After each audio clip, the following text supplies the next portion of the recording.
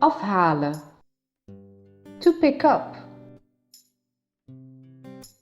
draaien, to turn, staan, to stand, vergeven, to forgive, de omhelzing, the embrace, ordinair,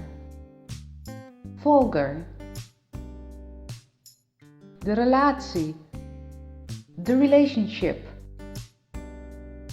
meten, to measure, de knoop, the button or the knot, meer, more,